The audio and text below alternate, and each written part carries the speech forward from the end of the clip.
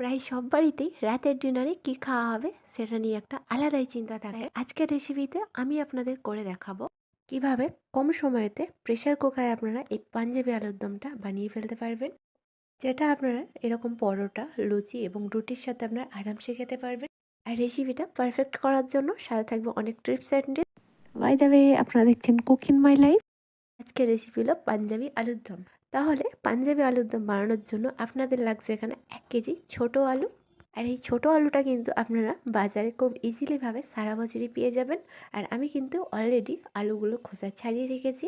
But এই ছোট আলুগুলোকে কুক করার আগে অবশ্যই এই কাঁটা চামচের সাহায্যে গায়ে একটু ফুটো করে নেওয়ার। তাতে কি হয়, খুব তাড়াতাড়ি সিদ্ধ হয়ে যায় এবং খুব তাড়াতাড়ি লবণটাও ভিতরে ঢুকে যায়। আচ্ছা, এখানে একটা ছোট্ট টিপস, এই পাঞ্জাবি আলুর দমটা কিন্তু অবশ্যই আপনার প্রেশার কুকারেই বানাবেন। বাট আপনাদেরকে দেখানোর সুবিধার্থে আমি কিন্তু কিছুক্ষণ কড়াইয়ের মধ্যে করেছিলাম। আবারও কিন্তু বলছি, আপনারা কিন্তু ফার্স্ট থেকে শেষ পর্যন্ত এই আলুর দমটা প্রেশার কুকারেই বানাবেন। বাট আপনাদের দেখানোর সুবিধার্থে আমি কিন্তু কড়াইয়ের মধ্যেই এটা বানাবো কিছুক্ষণ। আচ্ছা, কড়াইয়ের মধ্যে আমি 25 গ্রাম মতো সাদা তেল, 2 টিস্পুন অফ ঘি অ্যাড করব। এরপর কড়াইটা একটু গরম হতে হতেই তেল এবং ঘিটা একসঙ্গে মেল্ট হয়ে গেলেই এর মধ্যে আমি আলুগুলো দিয়ে দেব। তারপর গ্যাসের ফ্লেমে একটু হাই করে আপনাদের ততক্ষণই ভেজে নিতে হবে যতক্ষণ না আলুর কালারটা একটু গোল্ডেন একটু ব্রাউন কালার এসে যাচ্ছে, মানে লাল লাল ভাব আসছে।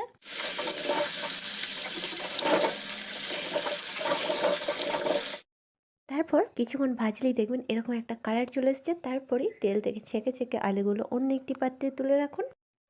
তারপর ওই একই তেলের মধ্যে দিয়ে দিন কিছুটা গোটা গরম মশলা, যেমন দারচিনি, কালো এলাচ এবং সবুজ এলাচ। তারপর যখনই গরম মশলার ফ্লেভারটা ছেড়ে যাবে, এরই সাথে দিয়ে দিন কুচানো পেঁয়াজ। আর এখানে পেঁয়াজ আমি কিন্তু 4টা পেঁয়াজ নিয়েছি আর খুবই ভালো করে মিহি করে কুচি করেছি। আচ্ছা, এরপর হচ্ছে আপনাদের একটু ধৈর্য ধরে পেঁয়াজটাকে গোল্ডেন টু ব্রাউন করতে হবে। তার জন্য একটু সময় তো অবশ্যই লাগবে। আর আপনারা যখন প্রেসার কুকারে বানাবেন তখন কিন্তু এই একই পদ্ধতিতে কিন্তু পেঁয়াজটা লাল লাল করে ভেজে নিতে হবে। আর এই পাঞ্জাবি আলুর দমে পেঁয়াজটা যদি না লাল হয় তাহলে কিন্তু টেস্টটা কখনই ভালো আসবে না। আর তারপরে যখনই দেখবেন পেঁয়াজটা লাল লাল হয়ে গেছে, এখানে 2 teaspoon of ginger garlic paste দিয়ে দিতে হবে। আর ঠিক তারপরে পেঁয়াজের সাথে এই আদা রসুনের পেস্টটা খুব ভালোভাবে মিশিয়ে নিন। আর যেহেতু এখানে পেঁয়াজটা অনেকটা ব্রাউন কালার আছে, তাই এখানে একটু আপনাদের পানি অ্যাড করে দিতে হবে। পানি দেওয়ার কারণেই দেখবেন পেঁয়াজটা খুব তাড়াতাড়ি জ্বলে যাবে না।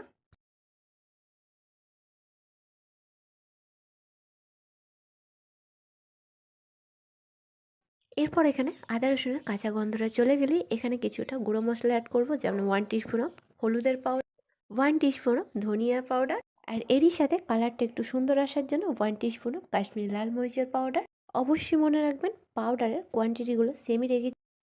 এরপর গ্যাসের ফ্লেমটা লো করে ভালো করে এটাকে আপনাদের মিশিয়ে নিতে হবে। আর যখনই দেখবেন মশলা থেকে এরকম তেল ছেড়ে দিচ্ছে, এর স্টেজে আপনারা দিয়ে দিতে হবে এখানে আমি এটা 2টা টমেটো বাটা নিয়েছি, পুরোটাই দিয়ে দিলাম। পুরো প্রসেসটাই দেখবেন একদম সহজ, কিন্তু টেস্টটা কিন্তু একেবারেই অন্যরকম। এরপর হচ্ছে গ্যাসের ফ্লেম লো টু মিডিয়াম ফ্লেমে রেখে বেশ কিছুক্ষণ এটাকে কষিয়ে নিতে হবে। তাতে কি হবে, টমেটোর যে কাঁচা গন্ধ থাকে একেবারেই থাকবে না। জেনে রাখবেন, টমেটোর মধ্যে কাঁচা গন্ধ যদি থাকে তাহলে কিন্তু টেস্টটা একেবারেই ভালো আসবে না। আর এই রেসিপিটা পারফেক্ট করার জন্য আপনাদের দুটো জিনিস অবশ্যই মাথায় রাখতে হবে। ফার্স্টই আপনাদের জানিয়ে দিয়েছি, পেঁয়াজটা কিন্তু একেবারে গোল্ডেন টু ব্রাউন করেই ভেজে রাখ। আর সেকেন্ড হচ্ছে টমেটোর মধ্যে কোনো রকম কাঁচা গন্ধ না থাকে। একটু ধৈর্য ধরে কষিয়ে নিলেই দেখবেন পারফেক্টলি টমেটোর কাঁচা গন্ধ চলে যাবে আর ভালো করে কষানো কমপ্লিট হয়ে যাবে। আচ্ছা, কথা বলতে বলতে আপনাদের জানানো ভুলে গিয়েছি, লবণটা অবশ্যই অ্যাড করে দেবেন, আমি কিন্তু অ্যাড করে দিয়েছিলাম। আচ্ছা, এরপর ঝালের জন্য কুচানো কাঁচামরিচ অ্যাড করবেন, আমি কিন্তু 6 থেকে 7টি মরিচ অ্যাড করেছি। আর ফার্স্টে যদি আপনারা তেলের মধ্যে কাঁচা মরিচটা দিয়ে ভাজেন তাহলে তার ঝালটা কিন্তু অতটা মুখে লাগে না। বাট এই স্টেজে মরিচটা যদি অ্যাড করেন, গন্ধটাও কিন্তু খুব সুন্দর আছে আর ঝালটাও কিন্তু মুখে লাগে। আচ্ছা, এতক্ষণে দেখুন টমেটোটাও কিন্তু পারফেক্টলি কুক হয়ে গিয়েছে। নিশ্চয়ই দেখতে পাচ্ছেন আস্তে আস্তে তেলটাও ছেড়ে দিচ্ছে। এই স্টেজে আপনাদের দিয়ে দিতে হবে 150 গ্রাম মতো টক দই। আর এই টক দইটা কিন্তু আমি আগে থেকেই ফাটিয়ে রেখে দিয়েছি। টক দইটা দেওয়ার সাথে সাথে কিন্তু গ্যাসের ফ্লেমটি লো ফ্লেমেই করে রাখতে হবে। আর লো ফ্লেমে না করলেই কিন্তু টক দইটা দেওয়ার সাথে সাথে কেমন একটা ফেটে যাবে, তাতে কিন্তু গ্রেভির টেক্সচারটা একেবারেই ভালো আসবে না। ব্যাস, এটাকে কিন্তু আপনাদের ভালো করে 2 থেকে 3 মিনিট মতো ফুটিয়ে নিতে হবে। আর এই দই দেওয়ার কারণে কিন্তু এই গ্রেভির টেক্সচারটা কিন্তু অনেকটাই রিচ হয়ে যায়।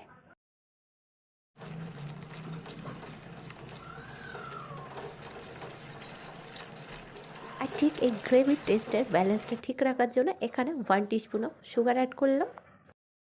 আর ঠিক যখনই দেখবেন দইয়ের কাঁচা ভাবটা চলে গিয়েছে আর ওপরে তেলটা ভেসে এসছে, এই ছেড়ে দিয়ে দিন ভেজে রাখা আলুগুলো।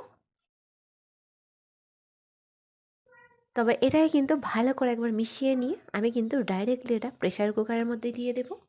কিন্তু আপনারা যদি পুরোটাই প্রেশার কুকারের মধ্যে করতেন তাহলে এই স্টেজে আপনাদের পানিটা দিয়ে দিতে হতো।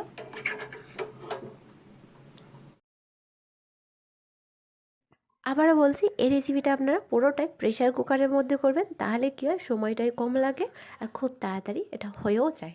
আলুর দমটা পুরোটাই প্রেশার কুকারের মধ্যে ট্রান্সফার করার পর এইভাবে একবার ভালো করে মিশিয়ে নিন। আর তারপরেই প্রেশার কুকারটা একটু হিট হয়ে গেলে এখানে দিয়ে দেবো পরিমাণ মতো পানি। আচ্ছা, এখানে যে খুব বেশি পানি দেওয়ার দরকার আছে সেটা না, আমরা কিন্তু গ্রেভিটা সেমি গ্রেভি রাখবো।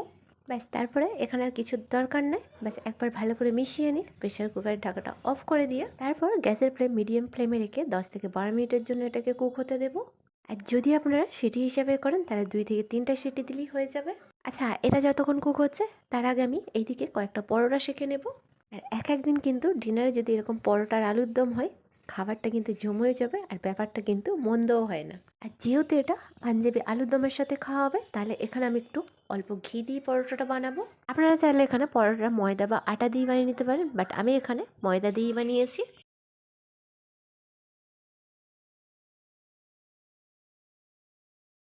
আর এপাশে কিন্তু আমাদের আলুর দমটা রেডি হয়ে গেছে। চলুন, বাষ্পটা বের হয়ে গেছে। আর 10-12 মিনিট কুক হওয়ার পর আর যখন দেখবেন প্রেশার কুকারের স্টিমটা রিলিজ হয়ে গেছে, তখন আপনারা এই প্রেশার কুকারের ঢাকনাটা আপনারা খুলে নেবেন। আর এই আলুর দম থেকে এক্সট্রা যে জলটা বেরিয়েছে সেটাকে আমরা একটু রিডিউস করে নেব, যাতে গ্রেভিটা একটু সেমি গ্রেভি হয়ে যায়। যখনই দেখবেন গ্রেভিটা একটু রিডিউস হয়ে গেছে, আর ঠিক এই স্টেজে দিয়ে দিন 1 টিস্পুন অফ গরম মশলা। আর তারই সাথে দিয়ে দিন হাফ স্পুন অফ কাসুরি মেথি। এটা কিন্তু আমি একটু রোস্ট করে নিয়েছি। আর রোস্ট করার পর হাতের তালুতে রেখে একটু গুঁড়িয়ে নিয়েছি। ব্যাস, তারপর এটাকে ফিনিশ করবেন সামান্য একটু ধনেপাতা দিয়ে।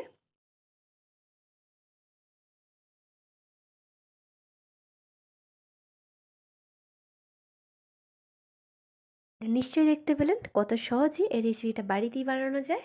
আর আশা করি এই সহজ ডিনারের রেসিপিটা নিশ্চয়ই ভালো লেগেছে। আর ভালো লাগলে প্রতিবারের মতো আমায় কিন্তু কমেন্টে জানাতে ভুলবেন না। বাই দ্য ওয়ে, আপনারা দেখছিলেন কুক ইন মাই লাইফ। আজকের রেসিপি ছিল পাঞ্জাবি আলুর দম। আবারও দেখা হবে নতুন একটি রেসিপির সাথে। ভালো থাকবেন।